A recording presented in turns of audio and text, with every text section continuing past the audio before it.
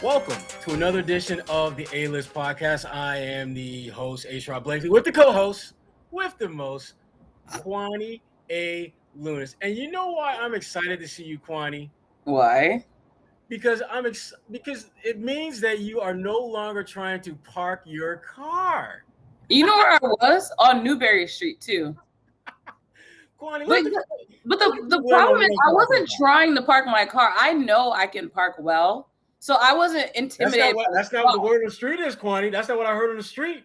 You don't even know the full story.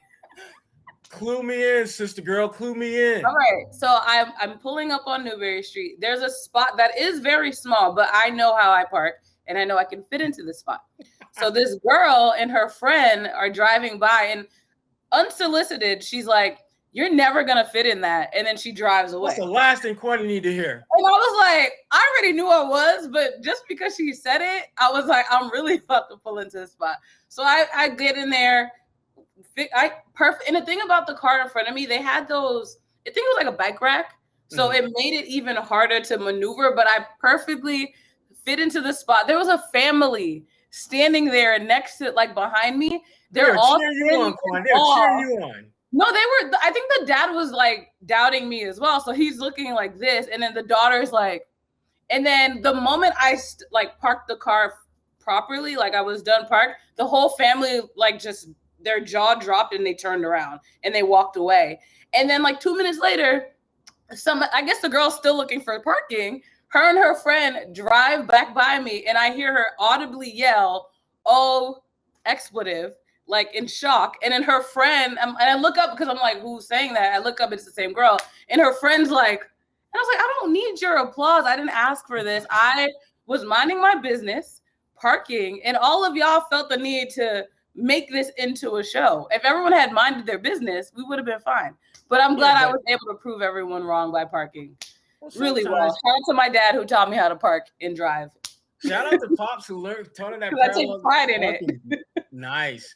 Well, sometimes people need business to get into that ain't their own. At least they feel they need to. You know what? I'll give them that.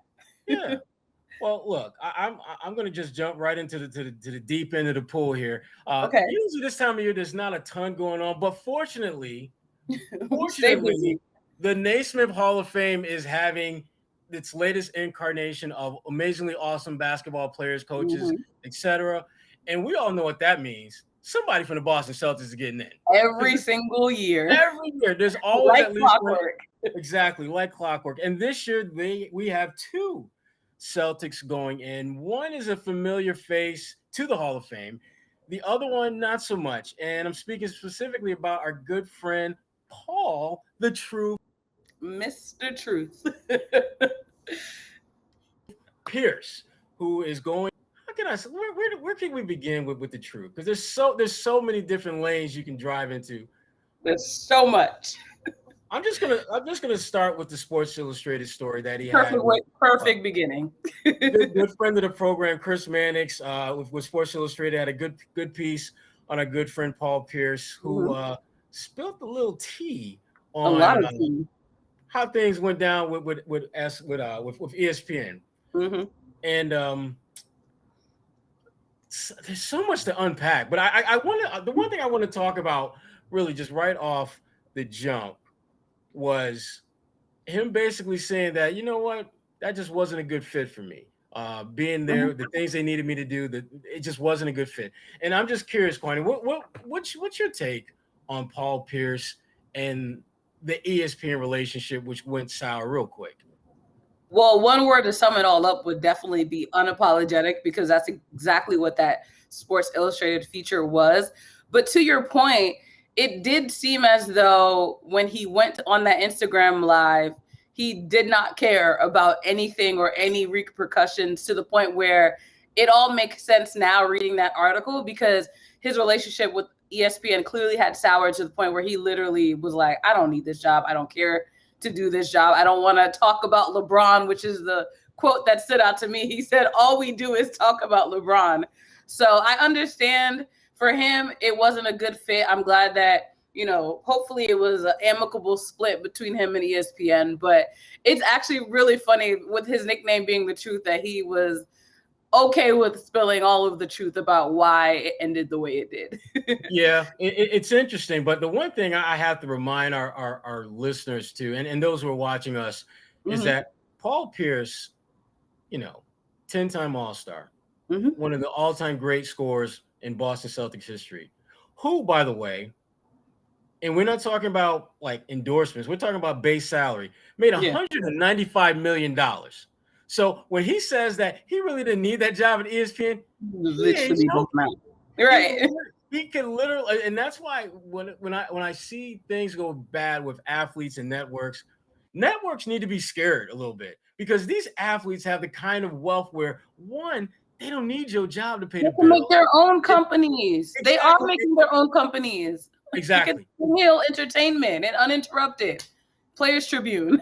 Exactly. And so so I was waiting for this day where Paul Pierce would spill some of the tea on what happened. And the fact is, there's at one point he talks about how his agent, wanted him to kind of maybe smooth things over with ESPN and apologize. And Paul's like, nah, we're good.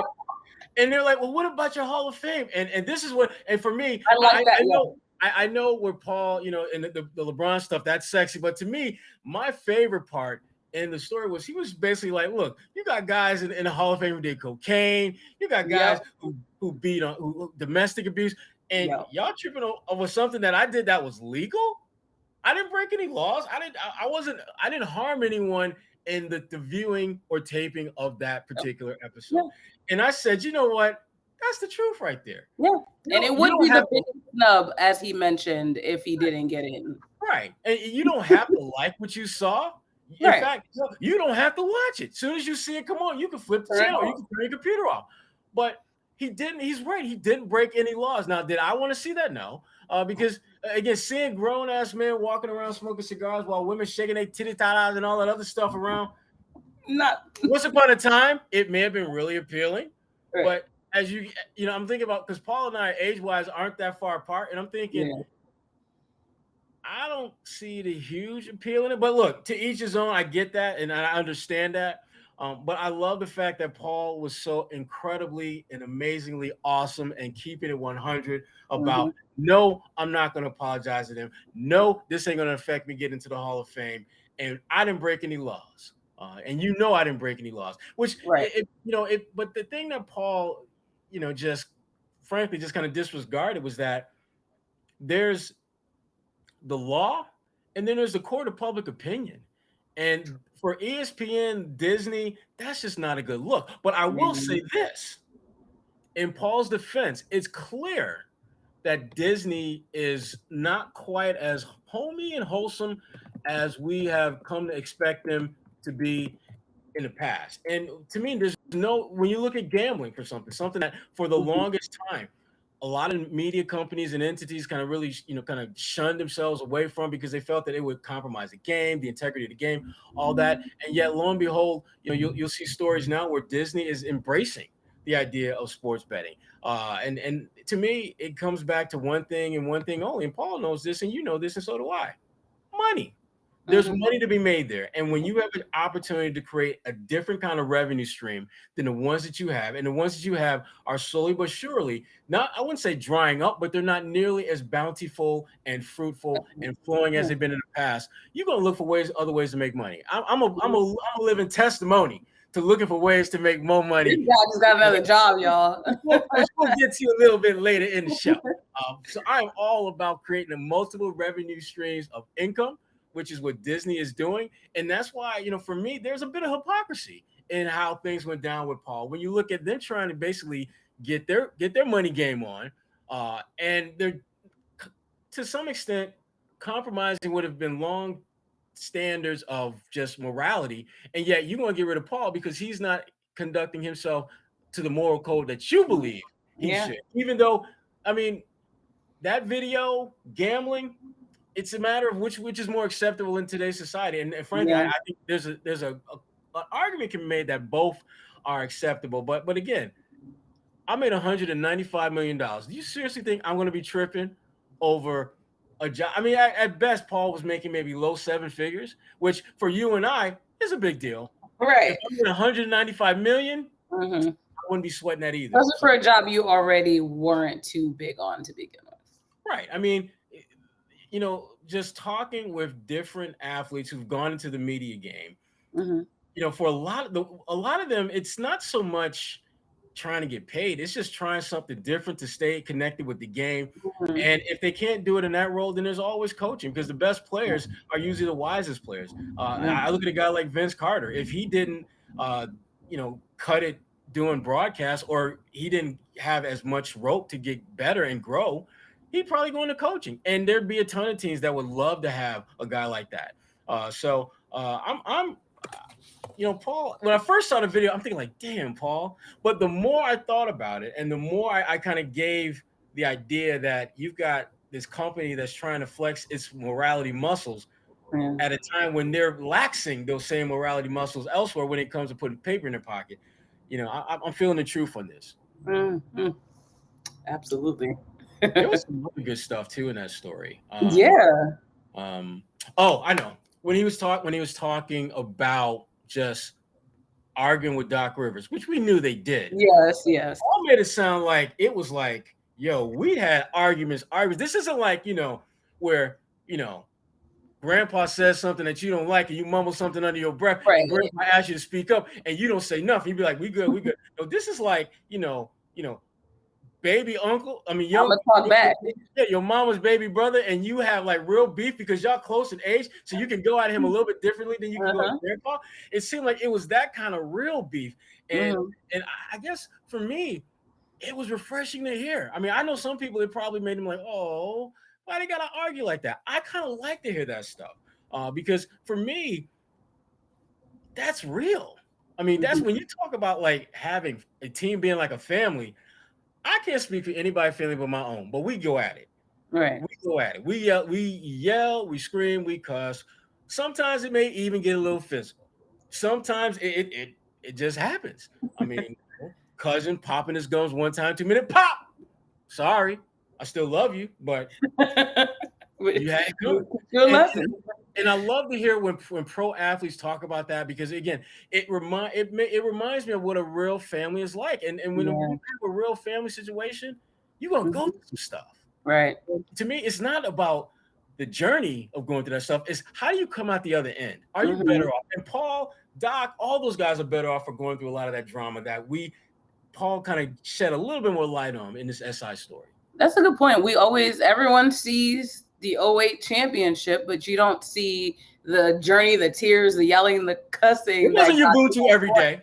Right. Exactly. It wasn't Ubuntu every day. It was not always that Ubuntu.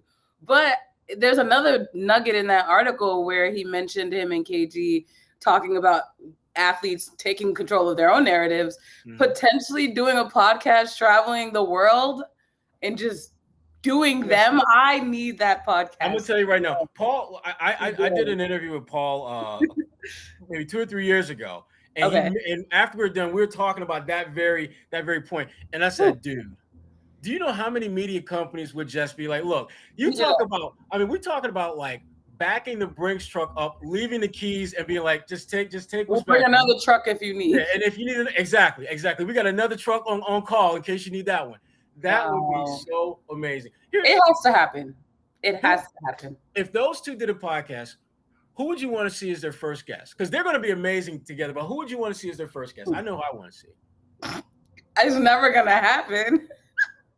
Come on, Kwani. This is wish list time. Come on. Ray Allen? See, Kwani, you and I, for twice, are there. I would want to see, you know what I want to see, Kwani? I'll see your Ray Allen and top it with a Rondo and Ray Allen. Yes, that was my second answer. That's what I want to see. I want to see them hosting and then have all four of them actually on one podcast. Not even a second guest. Absolutely. I can't deal with that on a regular basis. That has to be a one offer. I can deal with Paul and KG on a regular, but give me Rondo and Ray for that. The internet would actually break. The internet would break. Beyonce did it once, but this would be the second time. that would be the ultimate podcast of all podcasts. Whatever the metrics that they're using to rate, audience engagement, Right. their podcast would break that record without question. Honestly, they need to just do it. Just do it. If they could get them to, and here's the cool thing about podcasting in this day and age, as we both know, you can have 4 people together without being in the same room. True. You can literally make this happen and not have to worry about Ray and Rondo scrapping with each other, or KG getting sick and tired of Ray, or Ray getting sick and tired of KG. Right, yeah. Although, not gonna lie, I would prefer to see them all in the same room. That'd be better. That'd be better, yeah. It would be better from a content standpoint, and it would be better from a potential chaos and mayhem standpoint. Because all it takes is the wrong noun, verbs, and adjectives to leave somebody's lips. That's why Chuck and Shaq on TNT make such great television, because they're always going to be arguing about something. And the thing about it is that whatever they're arguing about, it's not that big a deal. But it really is never important. and you find yourself as someone watching this train wreck, you picking a side. Like, you know what, man? What he's saying, right this time. Yes, that's nonsense. You right, KG. You right. Or KG, man, you need to get out your feelings, man. Ray did what Ray had to do. Come on, what? I want to see. I would love to produce this segment. Look, Kwani, I want nothing to do with the segment other than to be in the room when it's going down. No, it has to happen. Because low key, I would potentially be that dude that's be like, dang, Ray, you gonna let him talk to you like that? That's why it'd be perfect. We got A.Sherrod the instigator. Rondo, what are you doing? Rondo, come on, man. Rondo, are you gonna seriously let that slide? Did that really happen, Rondo? Check him on that fact. I need that in my life. Really? But you know what though? As we kind of drift back out of dream world, because that's okay. Reality check. You brought this up a little bit earlier. I can't remember who, but about LeBron. Yeah. And just you can't talk about LeBron apparently or actually just the opposite. You have to talk about LeBron. And how much? I mean, seriously, how much do you think that's real, or is that just Paul Pierce hating on LeBron? Because as we know, Paul Pierce and LeBron are not exactly BFFs. I was thinking about that when I read it, because he could have definitely been exaggerating the truth, but I want to imagine that in production meetings, LeBron does come up often. Hell yeah. But there also has to be that level of, maybe it's just me giving our industry a little too much credit. There has to be a point where you don't think people want to listen to LeBron talk every single day. There are people that do. I know that, but right. It gets exhausting. He probably is exhausted by his name being brought up every day, 24 hours on a regular. Like, give this man a break. We get it. We get it. We absolutely get it. And here's the thing.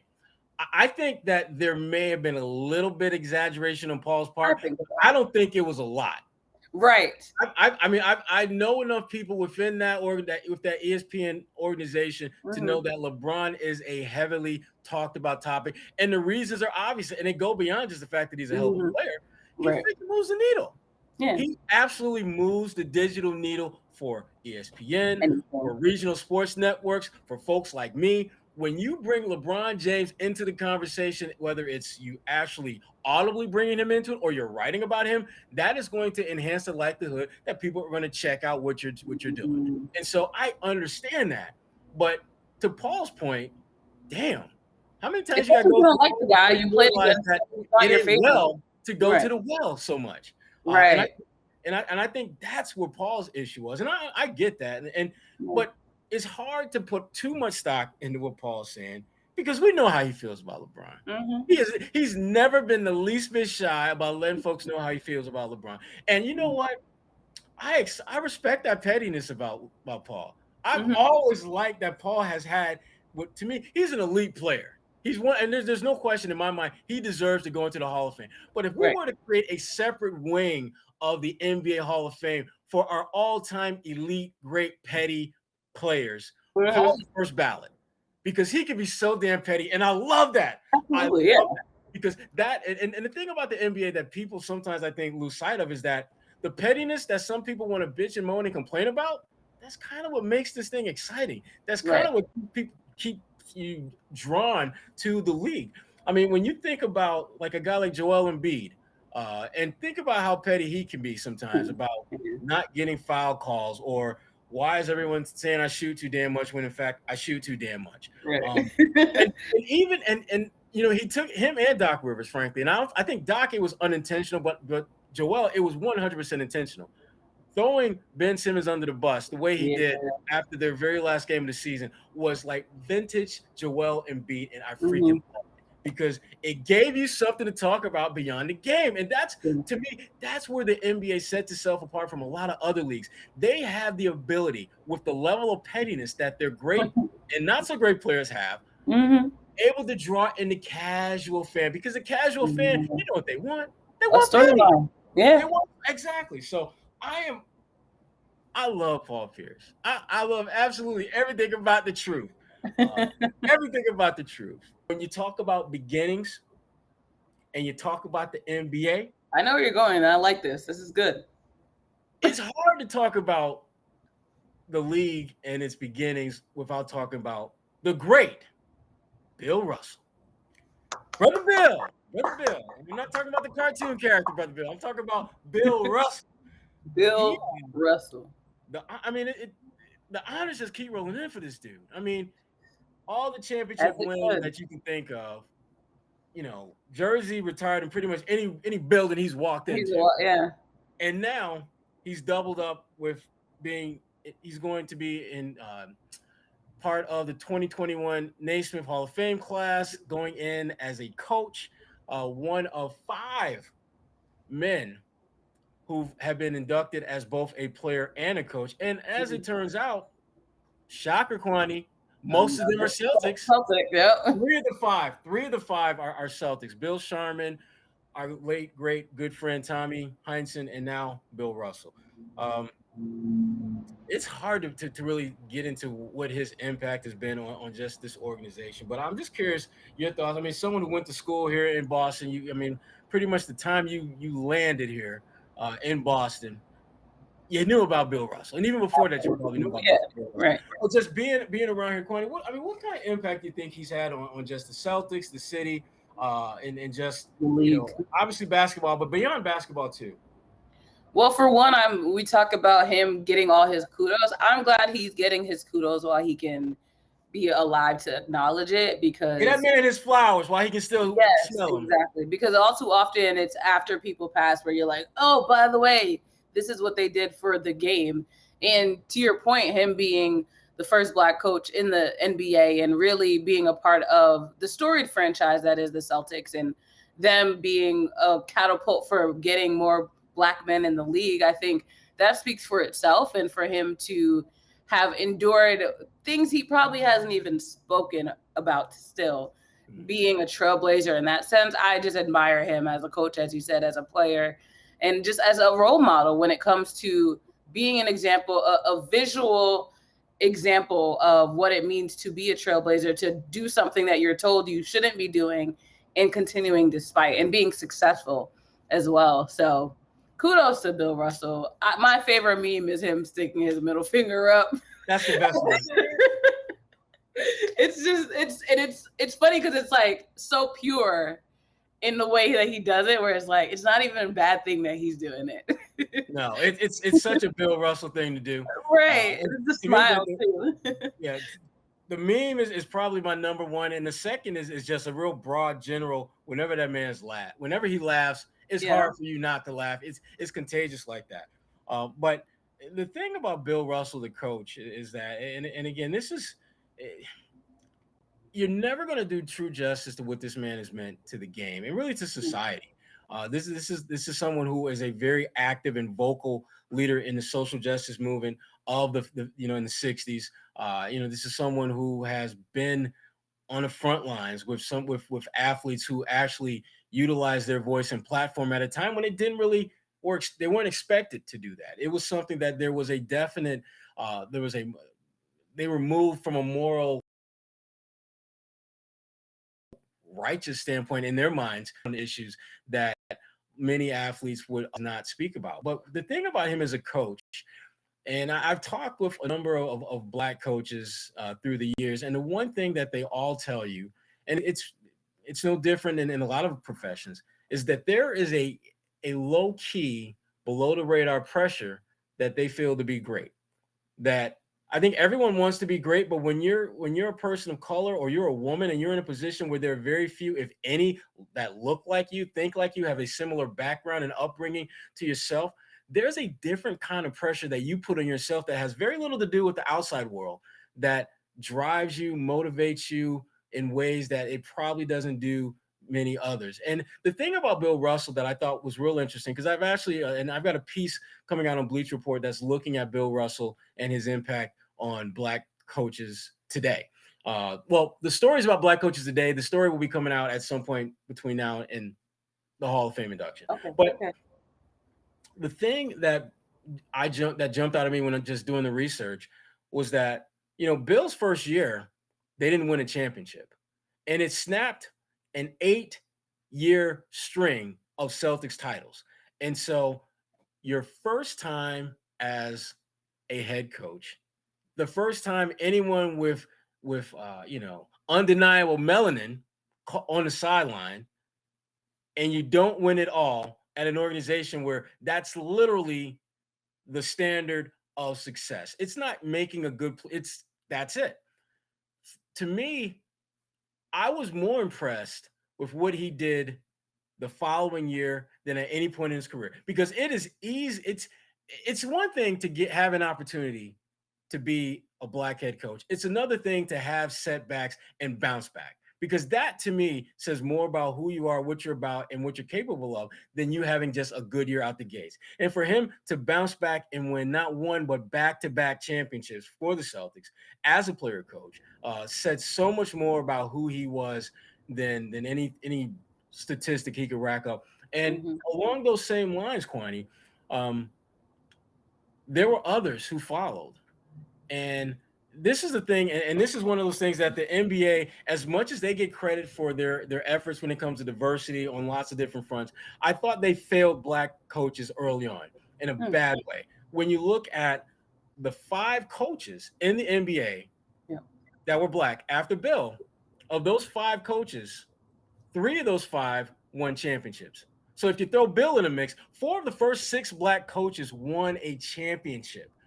That should just say, well, I could be wrong, but maybe we should start looking at trying to have more and more, coaches with that particular skill, that particular quality. Give a shot, see what they can do. And don't get me wrong, there were some Black coaches who absolutely sucked ass. I mean, there's some really bad ones, but there are white coaches that suck too. Like, yeah, exactly. But the thing is, it's about opportunity. And it seemed as though Black coaches were early on wanted to say, look, give us a shot and we can be successful. And 4 of the first 6 did just that. And yet it wasn't till several years later where we're seeing a somewhat decent number. And, after Floyd's death back in May of last year, and we had this kind of racial reckoning, it kind of trickled down into lots of different facets of society, and the NBA was no exception. 8 coaching openings, 7 of which went to men of color. And there were some women of color who were in consideration as well, which to me, the fact that that's even part of the conversation now is progress. Not as much progress as I think we should make and can make, but it's progress nonetheless. But the 7 that are now part of the coaching fraternity, that brings the total up to 13, which is one short of the most Black head coaches there have been in the NBA.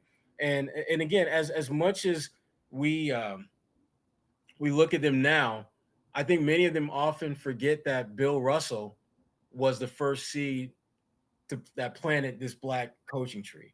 And I know Doc Rivers, him and I, we've talked about this before, and he's talked about it publicly that he wouldn't be where he's at if it wasn't for Bill Russell. Yeah. There would be no Doc Rivers the coach if there wasn't a Bill Russell the coach. And Ime Udoka without a Bill Russell. That'd be nobody. I mean, you start going down the line, and Bill, to me, he's the alpha. He's the one that set all of this in motion. And I still struggle with just kind of coming to grips as to why it took so many other organizations so long to seriously consider Black coaching candidates. I'm never going to really quite understand that and chalk it up to anything other than racism, because there's really nothing else that just kind of rationalize why that is, particularly when you look at the start that black coaches had in the NBA in terms of wins and losses. And of the other, I mentioned 4 of the first 6 won titles. Of the 2 that didn't, Earl Lloyd was the first full-time coach of the Detroit Pistons that was black, and he was not very good. His team struggled. They got rid of him, I think, like maybe 7-8 games into his second year, and he was replaced by another black man, Ray Scott, who went on to win Coach of the Year while in Detroit. So you've got 4 won championships, one who got Coach of the Year, and the other became the first full-time black head coach in the league. So that would give you a feel that maybe, maybe there's something we as an organization need to tap into. But again, NBA teams, I think, have finally come around to the reality that it's about opportunity. And it's about giving folks who haven't had opportunities for reasons that have nothing to do with ability an opportunity to do the job at the highest level. And there will certainly be more coaches. And I appreciate the fact that, look, Lloyd Pierce, for example, in Atlanta, who got fired during midseason, I had no problem with that fire. His team was underachieving. Right. You should get fired. But he deserved the opportunity to be a head coach based upon what he'd done. And with that opportunity comes the potential to get cut loose. So that's what so many coaches that I've spoken with have really stressed to me about. Just it's about opportunity. Monty Williams out in Phoenix, I've had conversations with him, and one of the things, this is kind of one of those Monty moments. He said, I need to do a good job so that guys like Willie Green on my staff can have an opportunity to be a head coach. And lo and behold, Willie Green is the new head coach of the New Orleans Pelicans this year. So there is a definite connectivity that black head coaches feel towards one another and trying to create opportunities for not only themselves, but for those to come after them. Yeah, exactly. The pipeline. Absolutely. Now, we've talked enough about coaches. Let's talk about some players. Okay, let's talk about some players who we never talk about. Never talk about. I'm going to start with my good friend, Tremont Waters. Oh, Mr. I Waters. love Tremont. I miss Tremont. Yeah, already. He signed a non-guaranteed deal with the Milwaukee Bucks. He's trying to make that roster. I'm a big Tremont fan. I just, his size is always going to be an issue for me. But what do you think? What do you think his chances are of sticking with the Bucks, or frankly, sticking with an NBA team this year?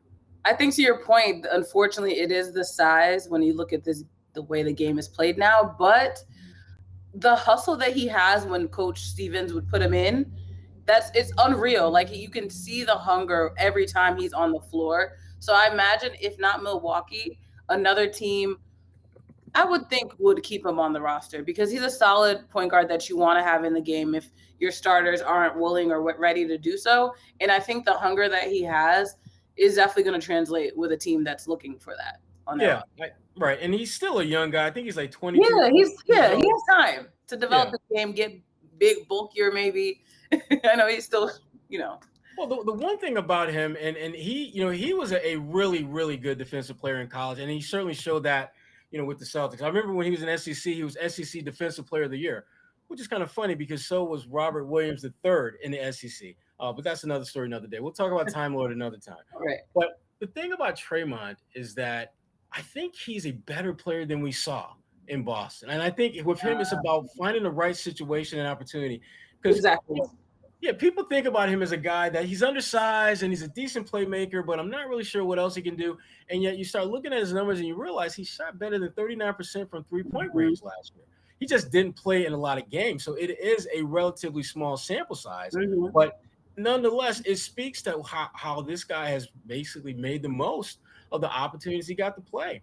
I mean, he played, I think it was 26 games. He had 3 starts, shot 39.5% from three-point range, better than 90+% free throw shooter, averaged 2+ assists, and he did that in about 9 minutes a game. So it's not like he wasn't somewhat effective when he was on the floor. He did a lot of positive things, and I'm hoping he does stick, because he really is, one of the really good guys on this team. And again, I'm hoping that I see Tremont Waters in an NBA uniform, whether it's Milwaukee or somewhere else next season. Some kind of guarantee.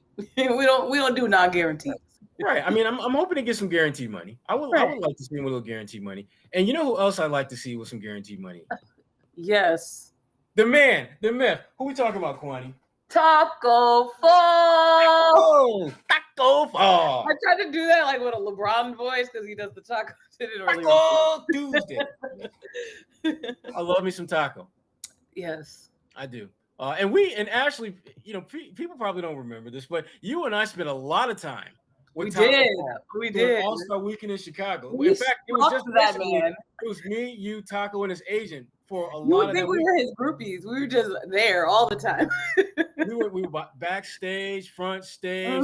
He did the cooking demo. Yeah. Obviously everywhere he went, people saw him. It's not like he could duck out and hide. It was right. It was funny. It was. I enjoyed it. I remember we did one like walk and talk interview, and you know, Taco's got a duck wherever he goes. We went backstage I can't remember the venue, and I had to duck. Yeah.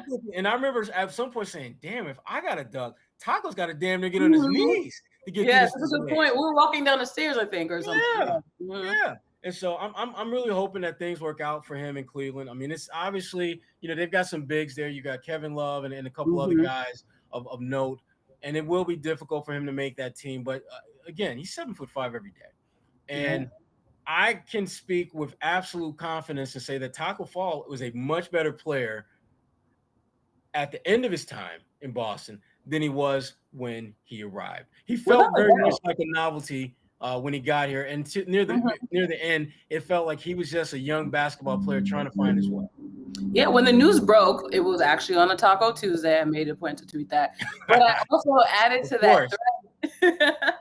But I made a note to point out the fact that despite the irony of him being so tall, when he was in Boston, he also had that hunger I mentioned with Tremont Waters, where he just wanted to get better. He knew that there were a lot of things that he needed to work on with his game, and he was always hungry to do so. Unfortunately, it got to a point where, like you mentioned, he just became, for some at least, I won't say everyone did this, but a spectacle in a sense. And it was always just about, oh, you're so tall. Well, obviously he knows he's tall. There's no reason to treat him that way. Like, he's a human being that, you know, thinks and breathes just the way we do. And for him, he just wanted to play basketball. So I am glad that he's getting an opportunity in Cleveland, a city where hopefully he will get a little more playing time, and hopefully that can also translate into him getting a guarantee somewhere as well, because I think he has a passion for the game. The height's already there. Fortunately for him, when it comes to basketball, that's a very added bonus. So now he just needs to get those reps and really continue to grow his game. Yeah, the big thing for him is to find a coaching staff that understands his value, appreciates his value, and will give him an opportunity to show that value.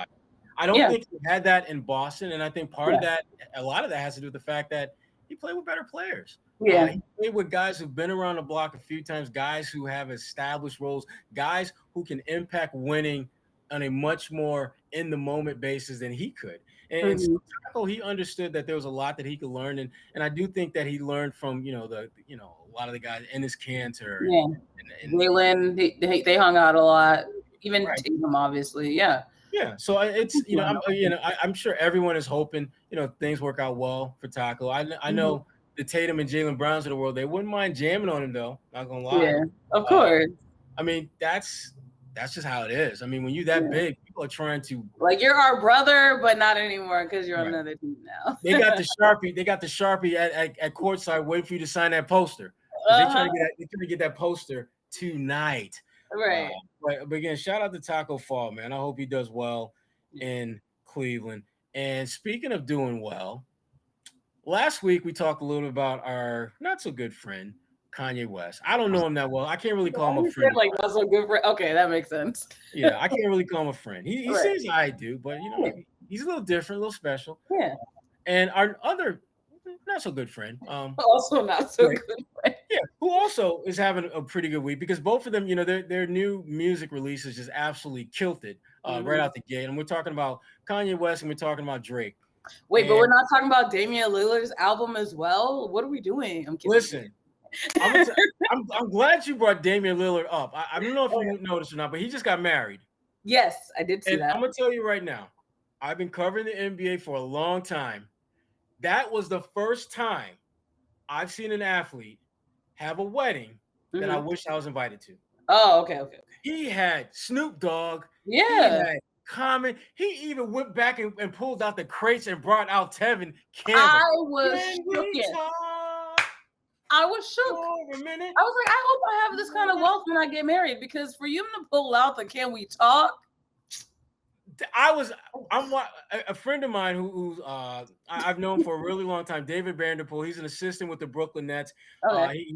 He actually went to school with my wife in St. Bonaventure, and I've known David a really long time. Good dude. And he's there he used to be an assistant in Portland, and he's like 5 rows back. And he's my God. You know what?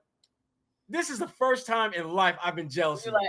That's the first time I've ever. And David's a good dude. Good dude. Yeah. He seems. Yeah. He needs to be a head coach. That's another story for another day. Yeah. But that was the first time I was like low. He was like low, jealous, literally. Top shelf jealous of him.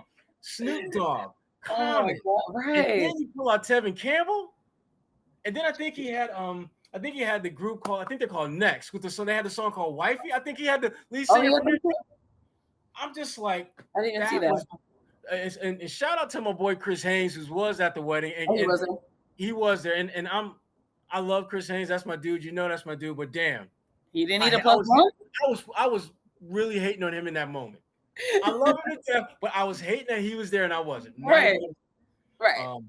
But anyway. Oh yeah, back to the actual conversation. Back to the actual Kanye Drake conversation.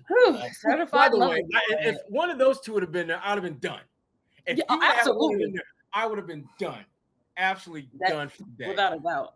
But Drake, Kanye each got new music out. Have you had a chance to listen to both? I have.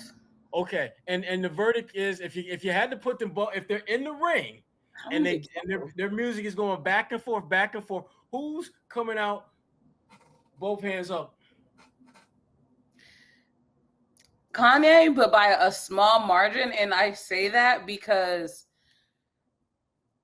I think more of Kanye's songs resonated with me than whatever Drake's project was. Well, here's my take.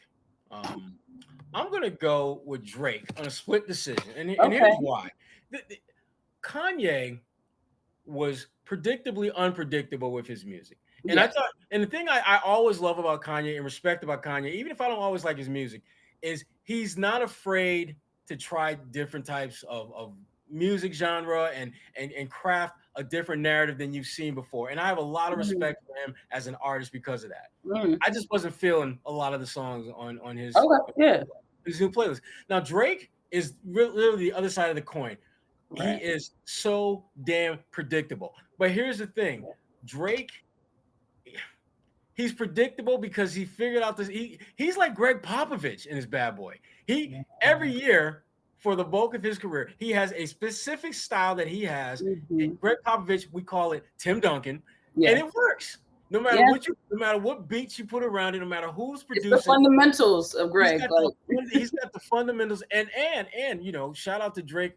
For he's now the music curator for the NFL this year, so he's got his hands in that pool of money as well. And he's a great marketing machine. I mean, I cannot dismiss the fact that the way he announced the features, having the billboard in New York that said the GOAT will be on Certified Lover Boy, or even in Nigeria where he had a billboard there as well for Temi. So he is a genius when it comes to marketing. And I think for me, the music, it was literally just these songs themselves, but the whole execution is an A+. That's why I said by a small margin, because that was just, I mean, the way it's already turned into a meme, just the way, if you're reading This Is Too Late, ended up being a meme as well, and the whole font that people capitalized off of. He did his thing. I'm not even mad at him for it, but he did. And the thing about him that I like is that a lot of his collabos are with artists who have a very distinct style about it. Like if you're doing a collaboration with Rick Ross, it's gonna have a to it. Right. And like he's got that one song, "You Only Live Twice," and I think it's got Rick Ross, and there's someone else on there, Lil Wayne. There we go. And it's even though it's not for the faint of heart and folks who have issues with curse words, it ain't for you, but it is for me. The man brought Kawhi Leonard into his music too, by the way. What's Kawhi that? Leonard was in his music video. If you could get that dude, You got Kawhi Leonard in Way Too Sexy. Like, that's that's like the perfect, like, I'm gonna listen to this music because Kawhi. Kawhi Leonard, he got Kawhi exact Kwani. That was my reaction. I was just like, damn, Kawhi Leonard is in this film? Right. So yeah, I mean, like I said, I give Drake the slight edge just because, again, I think his overall package is a little bit better. But I love, to me, let's put it this way: if we were judging this on absolute execution, I go with Drake. If we're talking about just concept and creativity and things like of that nature, I'm going with Kanye because I think Kanye more time and effort into trying to be different, trying to innovate, trying to elevate his sound, his music, that I don't think Drake does. And if I'm Drake, I don't think I would either, because you don't need to mess up the formula. Yeah, I mean, he has. And there was someone was asking this question about who is the bigger deal in hip hop, Drake or Jay-Z, and that's tough. That's tough because, again, Jay-Z, when you look at just how he has been able to extend himself in so many different lanes of activity and engagement, whether it's music, non-music, there's a lot to be said for that. But when you talk about just coming out on top of the charts month after month after week after year, you could make a very strong case that Drake's in that conversation. I think Donovan Mitchell had tweeted about it. Was it Donovan Mitchell? An NBA player. Trae Young. Trae Young, yes. Because Donovan Mitchell came at Trae Young later. But yes, it was Trae Young that was like, and then he got canceled because everybody was like, how dare you say that against Jay-Z? But if you start thinking about when you think about it, it's like, it's not as ludicrous as it sounds. And that's another guy who we ain't gonna get into, but ludicrous. It's not as crazy as it may appear to be. If you give it a little bit of thought. That's true. But I mean, full disclosure though, I mean, for me, if I got like one of the two that I can have in my playlist, and it's the only one, I'm taking Jay-Z. Yeah, I'm taking Jay-Z. Because for me, I'm all about like lyrical substance, like not to sound petty, but like I really appreciate. We do petty on here, you know that. We do petty here, but I just really am about like, what are you writing? Like, what are your bars? What are you saying? And not to say Drake doesn't have bars, but Jay-Z's bars are just on another level.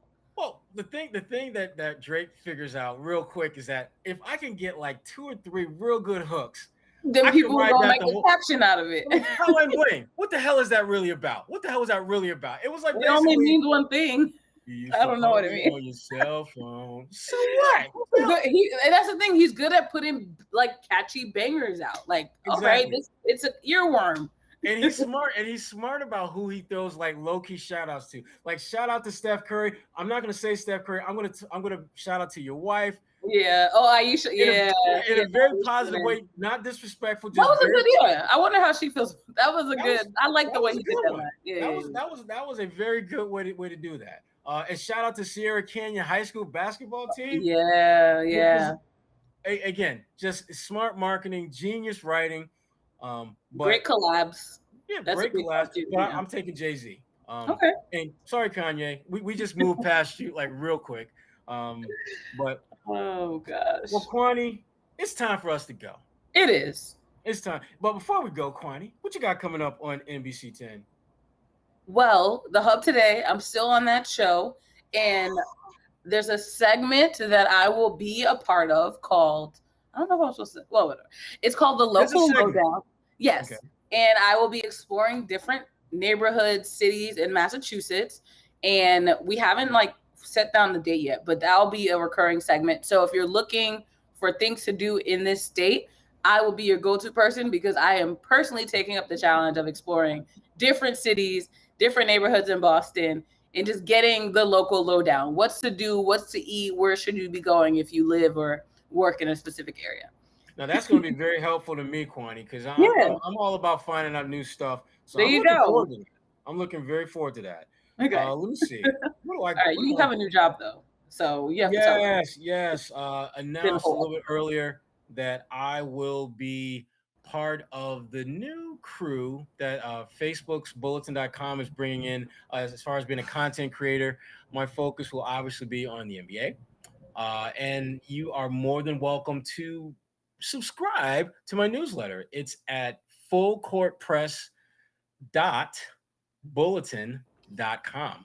Full Court Press is one word, bulletin.com, and I'll have a lot of NBA content there. My first piece is just kind of an introduction to what basically you're going to see coming forward, and also there's a story on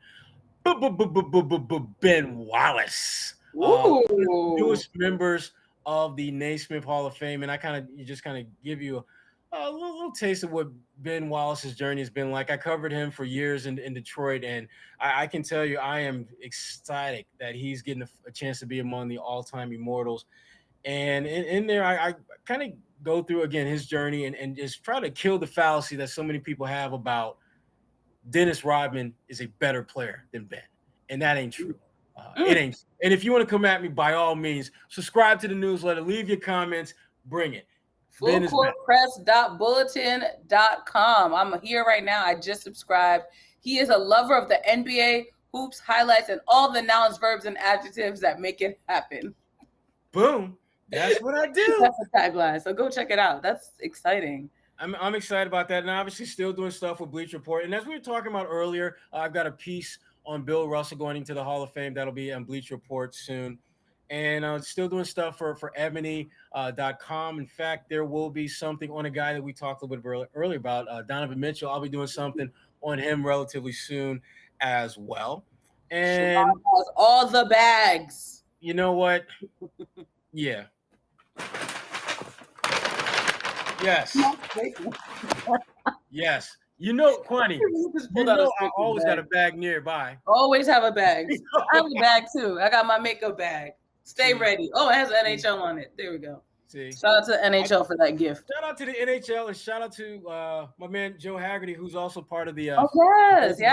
team. So him and our teammates once again. So but yeah, it's going to be a lot of fun. And again, the big thing for me, Kwani, and we've talked about this off camera before, but for me, it's about just partnering up with people who just believe in my vision and just understand and appreciate my value. And when this is an opportunity for me to really create a lot of content on lots of different platforms, whether it's written word, Audible, there will be some just lots of different stuff, Facebook Live, IG Live type stuff that I'll be doing in the coming weeks and months. And again, it's just an opportunity to really flex muscles with a group that has my back. And as you know, it's hard to do this damn thing if you ain't got folks who got your back. Yes, so, it's not an easy industry, and it's not for the faint of heart. You have to really find people that are in your corner. Absolutely. Like you have been, and the A-list podcast listeners have been in our corner. There you go. I think we're done. We've talked a lot. This is what we do. And we'll keep doing what we do as long as we can do it. Change is inevitable, but we'll keep doing what we do. And you keep subscribing like you do and tuning in the way you do. Share this episode with a friend that loves Bill Russell or Drake or Kanye. Because we got it all. Yes. It's the balance for us. Keisha, if you love me. Oh my gosh. All right. On that note. You used to call me on the cell phone. For A.Sherrod Blakely, I'm Kwani A. Lunis. Thank you for listening to the A-List podcast. That does not feature Drake or Kanye. No, we do not have the musical rights.